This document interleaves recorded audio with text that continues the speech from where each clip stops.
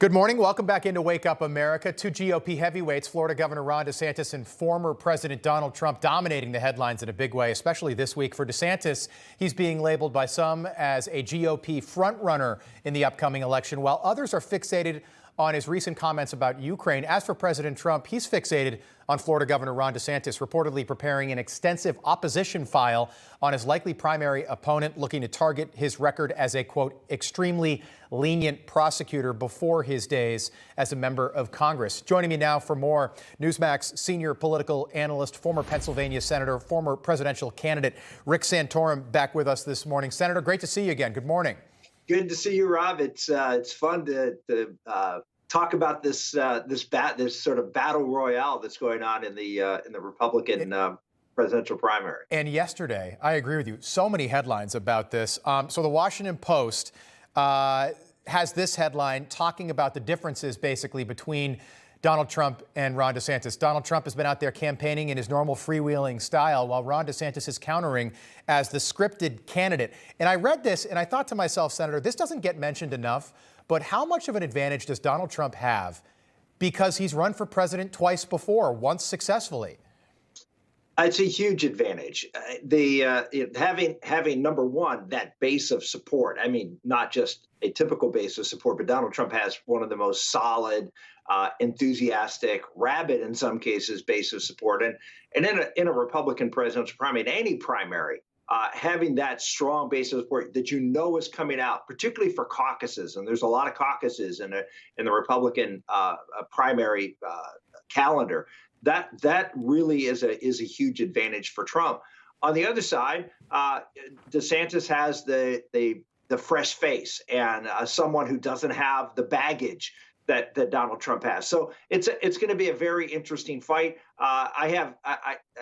You got to give Trump the edge right now, but we're still early in the process. Yeah, and a lot of this, let's be honest, a lot of this is noise at this point. You've been there, you've run for president, you know. But the Atlantic. Well, let me just say, we're talking about two candidates, and having been one of those candidates that no one talked about back in 2012 at this point in time, and then ended up winning the Iowa caucuses, finishing second and winning 11 states.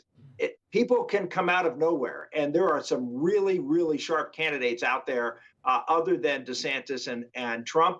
I think it's unlikely in this race, but don't count anybody out that someone could catch fire in some of these early states and mix up everything. Yeah, that's what I say about right now, at least, Vivek Ramaswamy. Could be like an Andrew Yang or a Pete Buttigieg. Don't count him out, especially 20 months away from Election Day. This headline yesterday, though, grabbing my attention from The Atlantic, so consider the source, is Ron DeSantis flaming out already. The Florida governor has a plan to win the Fox News primary, he's on Fox frequently, and lose everything else. And then a lot of criticism of Ron DeSantis with his take on Ukraine. Could foreign policy be the DeSantis Achilles heel?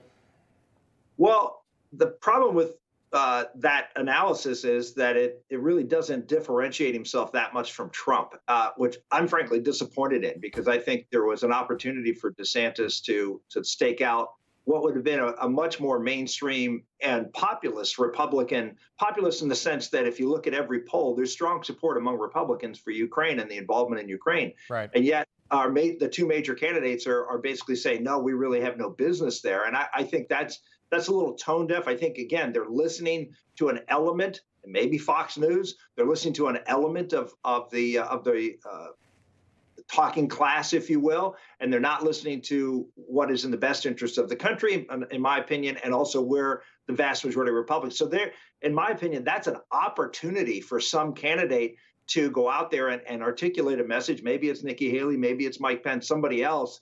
And a very important thing, I mean, foreign policy usually isn't a big deal in a presidential primary, right? But in this cycle, because of the active war in Ukraine, it very well may be. And this is going to be a story. Let's face it, this will probably be a story leading up to 2024. It doesn't look like the war is going to end anytime soon. No.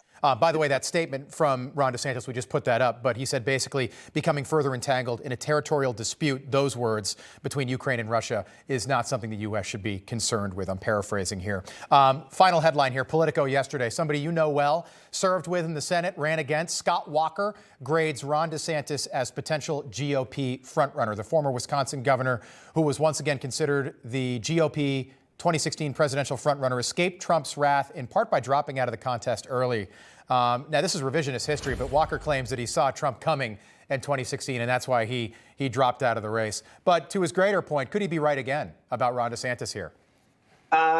He certainly could be. I think there's a great contrast between two candidates, both of whom have had great presidencies and governorships. I mean, lots of accomplishments, but did it very, very differently. And I think that DeSantis's key talking point, two of them, number one, you elect me, I can serve 8 years, not 4. I think that's a very big deal to a lot of voters when you come right down to it.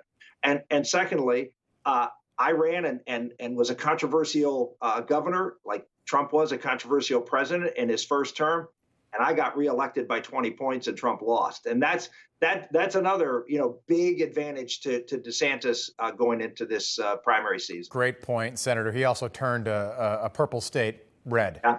It's red right now, absolutely, the state of Florida. Senator Rick Santorum, great to see you as always. We appreciate you breaking all that down. We'll do it again soon.